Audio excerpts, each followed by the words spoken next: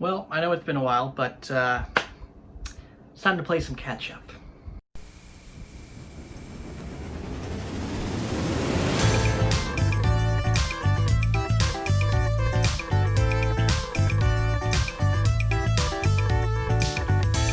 What's going on, you guys? Vince Salerno here, just a filmmaker talking films, and today I'm reviewing not one, not two, but 4 episodes of The Mandalorian. Chapter 10, The Passenger, Chapter 11, The Heiress, Chapter 12, The Siege, and Chapter 13, The Jedi.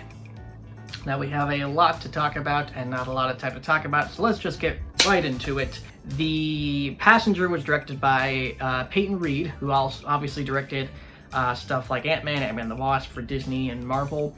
And I think this was a great episode for him to start out, get his feet wet in Star Wars. It wasn't anything mind-blowing per se.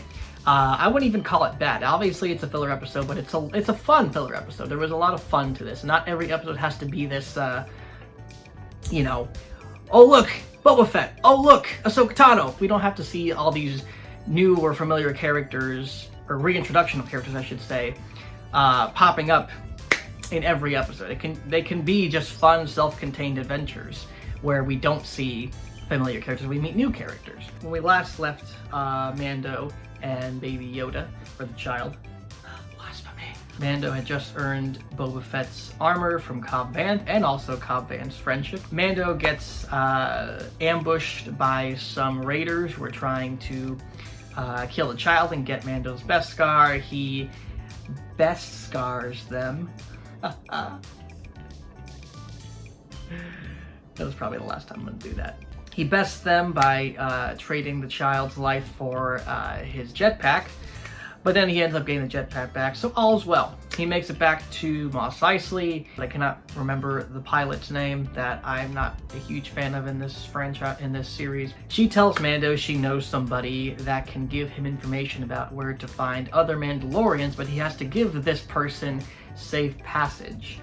And it turns out to be this frog lady who has these little babies that have not been birthed yet in this holding chamber that's like a backpack.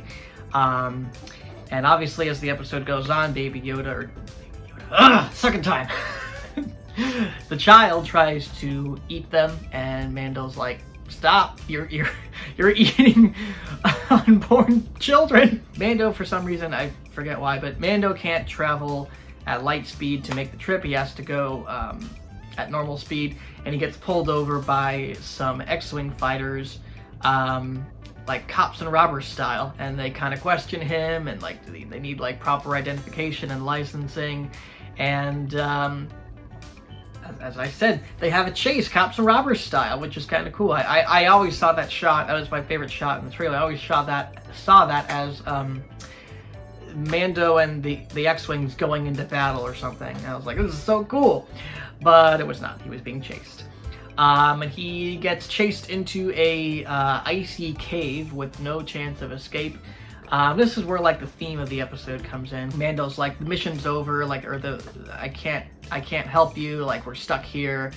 And she uses the droid that was in chapter 6 of last season, I believe, to communicate with Mando and tell her like, this is the last of my kin. I need to get to my homeworld as soon as possible. And she's like, oh, I thought Mandalorians kept their promise. I guess that's just a story for children. And that's where, because I was having a hard time getting into the episode and really like vibing with it, but that really resonated with me. The theme of Mando is a father, whether he admits it or not, and he's, you know, he has to really consider how the child looks up to him and how the child sees everything he does, and he will kind of, you know, copy him. And as we've seen throughout the season, the child is kind of a thrill seeker and has an affinity for thrill seeking and violence and shooting down TIE fighters. So you can already see the Mando's influence on the child, and he has to be aware of that. And he realizes like, wow, I really should keep my promise. And kind of ties back to this theme of that Mando kind of learned in the first season. You have these traditions, you have the armor, and it's not really about holding on to those traditions. It is, but really it's about what do you do with all that? What do you do with the Beskar? What do you do with the weapons? What do you do with this honor code that you live by? Do you just, you know, live for yourself and just help yourself get by, or do you live for a higher purpose and helping other people? Just to tie up this episode, they get chased by spiders, these really creepy, awesome Harryhausen looking spiders, which are actually concept art from Ralph McQuarrie, I learned, which is really awesome. The X-Wings that were trying to chase them down, they help them out. And you see Dave Filoni's X-Wing pilot return, and you see a new guy who kind of pops up throughout this show. I forget the actor's name, but he's a really likable actor. He's really great in this role. And they say, like, you know, we know that you tried to save the Rebel Guard from the episode 6 or chapter 6 last season when they were breaking into that ship with Bill Burr. Like, we know you did some good stuff. Just get those permits fixed and we'll call it good. So Mando and the Frog Lady and the child, they, you know, basically limp throughout space to the planet they're supposed to go. And then that's where we get into chapter 11, the Heiress. And it picks up right where the last one left off, and that shot in the first trailer where you see Mando's ship is really not in the best condition, and it, again, limping throughout the galaxy. That's where we pick up. So it's not like he was shot down, or that he lost the child, or he was like destroyed by Moff Gideon or something. Chapter 11, The Heiress, directed by Bryce Dallas Howard, who returns from last season after her episode Sanctuary. This one is a pretty fun girl power episode. A Frog Lady gets reunited with her husband. They point Mando in the right direction to finding more Mandalorians, and they go on a boat. And these freaking terrible people throw Baby Yoda into the feeding chamber of their boat, where it's swallowed by a sea monster, and Mando goes in after it, and he gets caged, and they're trying to drown him so they can take the Beskar. Everybody wants Beskar! I mean, obviously, because, you know, you can block against lightsabers and everything like that, but everyone wants the Beskar, and it's frustrating. But just in time, more Mandalorians come to Mando's rescue. And who is it? It's Bo-Katan and her 3 Mandalorians. We find out that Sasha Banks is not playing Sabine Wren like I thought. She's playing a Mandalorian. She's got a little Mando posse with her, which is great. And obviously Mando's shocked, like, why are you taking off your helmets? That's not what we do. That's not the way. She's like, well, we have multiple ways, and you're part of the way called the Watch, which we're basically terrorists. So sucks to be you, Mando. But again, this is like where the story kicks in, and you're introducing characters from Star Wars lore to inform the story. So he's got a lot of thinking to do about his way and his beliefs, and like, are they the right way, or are they a part of a section of Mandalorians that, you know, broke off from the true way? Again, just weird things. Like, again, it reminds me of like Christianity and the factions that have formed starting from the Catholic Church. It's fascinating. And Katie Sackhoff playing Bo-Katan is fantastic. She looks the part. Obviously she plays the part because she voiced the character, so she knows it better than anybody. And it's a great little nod to It's a great nod to the Clone Wars and seeing these characters continue on. And again, it's Mandalorian, so it makes complete sense to introduce a character like her. Basically, they do a mission to take down an Imperial ship. We get Imperials from Titus Welliver as a Imperial officer. We see a brief appearance from Moff Gideon, Giancarlo Esposito, and it's all good and fun. And then we get this great nod into, or tease rather, into the next episode, where Bo-Katan says, "I will tell you where the Jedi are to get the child to the Jedi if you help me with the mission." They help with the mission, and then she says, "Go to this planet called Corvus," or something like that, and there you'll find Ahsoka Tano. So obviously we will get into that very soon. Next, we go into the next episode, Chapter 12, The Siege, directed by Carl Weathers, who obviously plays Greef Karga, just a legendary actor in legendary films, pop culture, Rocky, Predator. He's a great actor. He's a fun actor. And that's probably the best word to describe this episode. It's fun. It's so much fun. This episode, it reminded me of a Disneyland ride or a Disney World ride. It felt like this would be a good premise for like building up the ride. Like I could just imagine like the opening of the ride, you go by and you see Mando and Baby Yoda trying to fix the engine. You see like animatronics of them interacting, and Baby Yoda, you know, short fuses the engine or whatever, and then they're like, well, we gotta go down to, what's it called, for repairs, and then you drop Baby Yoda off, and you meet Greef Karga and Cara Dune and Mando, and you're pulled right into a mission, and that cart that they're in, I don't know if I think that's either a toy that was never put in the movies, or it's a part of Star Tours, I think. I could be wrong. But anyways, that just reminded me of like a ride or something, like an interactive ride where you're riding through this thing, and, you know, Mando and Cara Dune and Greef Karga are in like another one right next to you, and you guys are trying to shoot Imperials down. I'd love to see Disney turn that into, or something like that, into a ride. And yeah, I don't know, I mean, there wasn't really much deep plot going on in this except for kind of a teasing at Cara Dune's backstory, Gina Carano's character, who, let me just say, Gina Carano is freaking awesome in this show. She's a great actress, really fun online. She's also a great, just a great character. Jon Favreau, and now even Carl Weathers and Bryce Dallas Howard included in that. They've all found ways to really play to Gina Carano's strength, because she really hasn't done a lot of great movies. They've been fun, but like, you know, she's not known for her acting. And in this, they really play to her strengths, and they allow her to be a great actress. And obviously, I think she's learning from this. She gets better with every appearance, I think.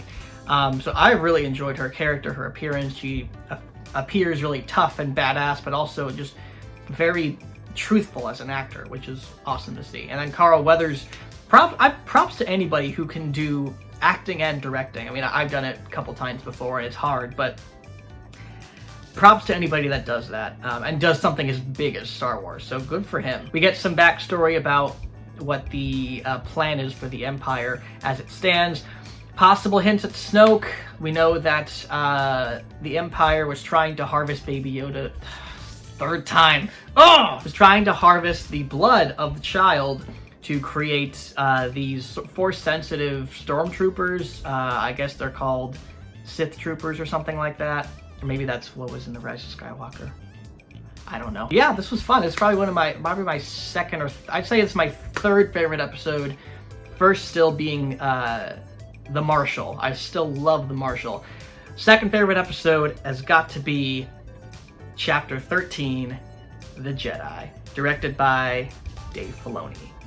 And this episode, which is the most recent episode that came out, oh my gosh. Rosario Dawson as Ahsoka Tano is something I never realized I wanted until literally the second you see her, the second you get a good look at her, she looks so good. She looks perfect in the role. And I was afraid of if you get somebody else other than Ashley Eckstein to play that character, like it wouldn't go well, but it did. She plays it so well, and I don't know the details behind why they didn't cast Ashley Eckstein. Maybe it was, you know, the physicality, she wasn't able to do that, which, you know, is fine. I'm sure, you know, things were amicable. I hope she hasn't really spoken out and saying, why didn't you cast me? I am Ahsoka. I love Ashley Eckstein as an actress. She was great voicing Ahsoka Tano. I'm sure this won't be the last time we see of her voicing Ahsoka Tano. Rosario Dawson in live action was complete and utter perfection. I was so happy with her performance, the way she carried herself. I did not see Rosario Dawson. I saw Ahsoka Tano, which was also a real testament to her acting abilities. It was just perfect. And the episode was really dark and moody, and it reminded me of a movie. Like, I wanted this to be a feature-length movie.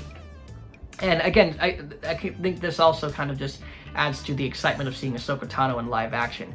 Seeing the environment and her in live action, it gave me excitement that I haven't felt since seeing like the first teaser for The Force Awakens back in 2014. But yeah, I wanted this to be a movie. It had this eerie, moody, creepy feel to it. The environment, and also just combined with the excitement of seeing Ahsoka Tano in live action, really got me pumped for, like, let's make this into a whole movie.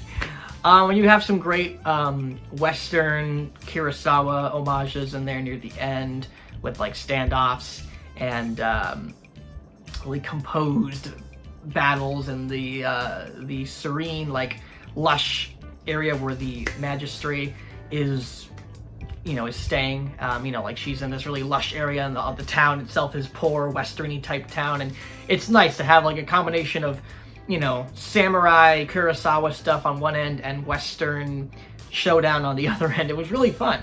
But big backstory stuff. We finally understand where Baby Yoda came from, and his name, his name is Grogu, which I almost thought they said Goku. It's like, that's somebody else, not even remotely related to Star Wars. I like it. I think it's very Star Wars-y. It feels like, it feels in line with like Yoda's species.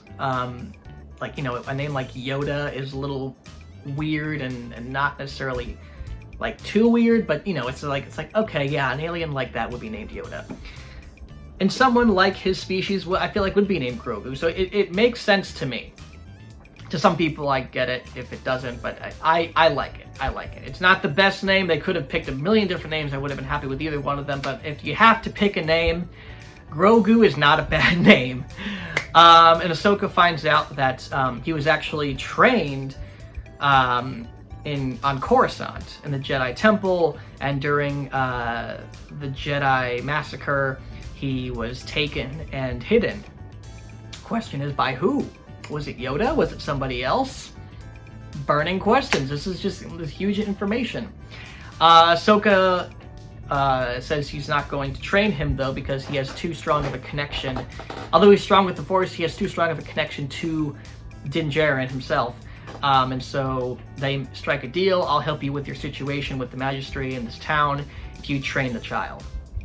Which is heartbreaking, because like, oh no, he's gonna... I thought for sure this episode was gonna end with Ahsoka taking Baby Yoda, or Grogu.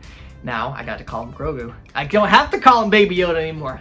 Praise the Lord! I thought this was gonna end with Ahsoka taking Grogu and training him, and then, they'll get reunited at the end of the season, or end of the series, or whatever, as he struggles to live a life without Grogu and realize that he wants him back, or whatever. I don't know. That's what I thought was going to happen, but clearly there's more to the story, where Ahsoka, even though Mando is prepared to say goodbye to him, as heartbreaking as it is, Ahsoka's like, I still can't train him. And then she gives him another alternative. Go to this Jedi temple, place him on the altar, and he will be given options to what his path will be in life. And if another Jedi hears, they will come. Luke Skywalker, maybe? I'd love to see Luke Skywalker. That would be a dream come true, to see Luke Skywalker take the child and train him to be one of his Jedi apprentices. That's something I'd rather see, like, at the end of the series, when the Mandalorian is coming to an end. And, like, we've explored all these different nooks and crannies of the galaxy. Like, that's a big appearance. And I don't think, we've already been spoiled with Boba Fett and Cobb Vanth and Bo-Katan and Ahsoka Tano.